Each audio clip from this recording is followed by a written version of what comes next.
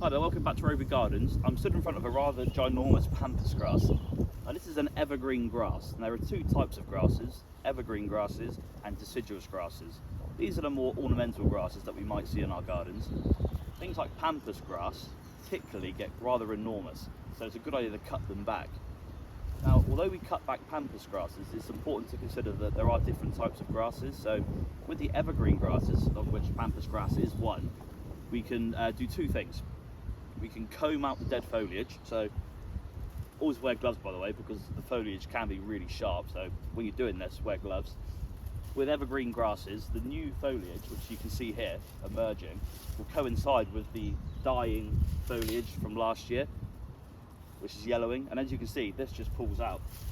So with smaller evergreen grasses, you can actually just pull out all the dead foliage really easily, and that way you're not cutting into the new foliage. And you want to kind of do this as early as possible as to not damage the plant. Because this is a pampas grass and they get enormous, the first thing I will do is cut back all the seed heads. I normally use the plant as a determining factor. Once the seed heads start to break and flop and kind of fall onto the plant, that's a signal for me to say that it's time to cut the plant back. Also, you can use this new foliage as a kind of signal. Once you see new foliage, time to cut the plant back. As I said, normally with evergreens you can comb through them, but because this is such a ginormous plant, I actually use a hedge cutter.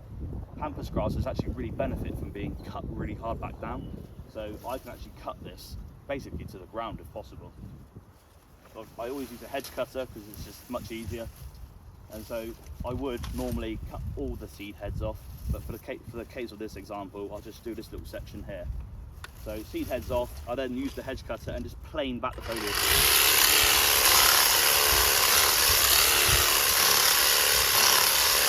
It's quite thick stuff. So just a little example there of what I would do, but I would go across the whole plant and do that. Make sure you've got a nice sharp hedge cutter because this foliage really does tangle up, really wiry and stiff. So it is quite a job, but really worth doing it. Little thing to check before you do cut back grasses, particularly bigger ones, just check for hedgehogs and other hibernating animals. This is just such a big grass, it's a really good habitat for animals, so I always check this before I cut it back. So that's evergreen grasses. Early spring, really good times to comb through them. Bigger grasses, cut them back with a hedge cutter like I'm doing here. With deciduous grasses, things like miscanthus, they kind of die back and they kind of show you that they're ready to be cut back by themselves. The deciduous foliage will die back and just collapse, and so often you'll see those messy grasses in borders which just die back, and you can often just either cut them back or pull out the foliage. So like I said, the plant normally tells you when they're ready to be cut back or combed through, so mid to late February for me is a really good time to do it. So just, yeah, a little example there of what I would do with ornamental grasses at this time of year.